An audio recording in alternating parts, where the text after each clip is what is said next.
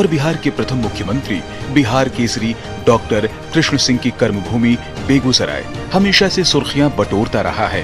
बेगूसराय को बिहार की अघोषित औद्योगिक राजधानी कहा जाता है, क्योंकि यहाँ Barauni refinery, fertiliser, NTPC, Barauni dairy, Pepsi plant, carbon factory समेत 50 से ज्यादा छोटे बड़े उद्योग स्थापित हैं। शक्तिपीठ के रूप में स्थापित माता जय मंगला का भव्य मंदिर और नौलखा मंदिर बेगूसराय की सांस्कृतिक गाथा का बखान करते हैं। संस्कृति और सियासत का बेजोड़ संगम आपको देखना हो तो बेगूसराय के चुनावी संग्राम पर एक नजर डाल सकते हैं। बेगूसराय जिले में पहले 2 लोकसभा क्षेत्र हुआ करते थे, बलिया लोकसभा और बेगूसराय लोकसभा।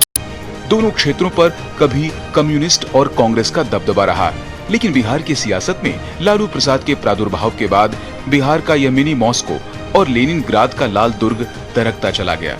अपनी खोई हुई जमीन को हासिल करने के लिए 2019 के लोकसभा चुनाव में जेएनयू छात्र संघ के पूर्व अध्यक्ष कन्हैया को सीपीआई ने चुनाव मैदान में उतारा, लेकिन भाजपा के fire brand leader Giriraj Singh ने कन्हैया को धूल चटा दी। गिरिराज अपनी उस रिकॉर्ड जीत को विकास कार्यों के सहारे फिर से दोहराना चाहते हैं। बेगूसराय की जनता ने इन कम्युनिस्टों का दंश झेला है। हजारों बहनें हमारी मांग सुनी हो गई, नौजवान की हत्या हुई, इंडस्ट्रियल एरिया को तबाह किया, फर्टिलाइजर को बंद किया, रिफाइनरी को तबाह किया। इसीलिए पिछले बार कम्युनिस्ट के कन्हैया को हराया, इस बार भी कम्युनिस्ट को जनता पराजित करेगी, दुर्ग तोड़ेगी। गिरिराज तो केवल मोदी का एक हनुमान के रूप में एक लॉकेट लेकर के चल रहा है। 2019 में आरजेडी के मैदान में होने से मुकाबला त्रिकोणीय था। इस बार मुकाबला सीधा है और महागठबंधन के प्रत्याशी के तौर पर सीपीआई के अवधेश राय भाजपा को घेरने की कोशिश में हैं। सीपीआई पर बेगूसराय में उद्योग धंधों को चौपट करने और अपराध को बढ़ावा देने के आरोप लगते रहे हैं।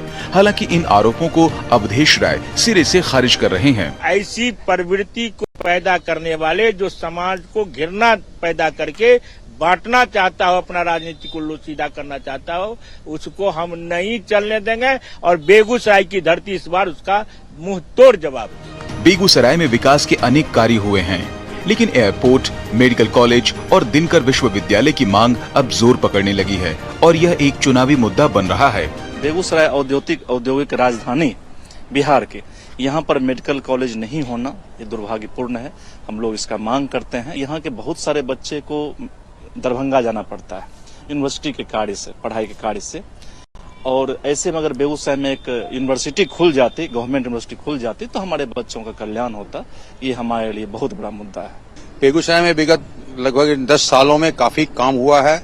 रिफाइनरी का काफी ज्यादा एक्सपेंशन हुआ है। थर्मल जो बंद, फर्टिलाइजर जो बंद था वो चालू हुआ है। थर्मल का भी काफी एक्सटेंशन हुआ है। बहुत अच्छा काम हो रहा है। 4 लेन बेगूसराय को मिला है। हमें उम्मीद है, इतना देखते हुए नई सरकार जो आएगी, बेगूसराय को कम से कम एक हवाई अड्डा, सामहो का पुल, जो काफी लोगों का डिमांड है, वो जरूर मिलना चाहिए।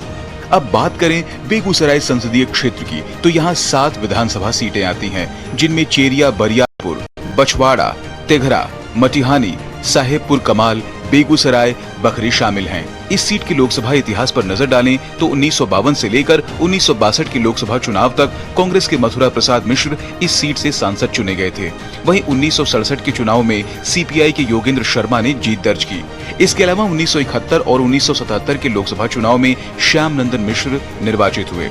साथ ही 1980 और 1984 के चुनाव में कृष्णा शाही सांसद चुनी गई थी। 1989 के चुनाव में जनता दल के ललित विजय सिंह ने जीत दर्ज की थी। वहीं 1991 में एक बार फिर से कृष्णा शाही यहां से सांसद चुनी गई। 1996 में निर्दलीय के तौर पर रमेंद्र कुमार इस सीट से निर्वाचित हुए। 1998 और 1999 के आम चुनावों में कांग्रेस के राजू सिंह ने जीत दर्ज की।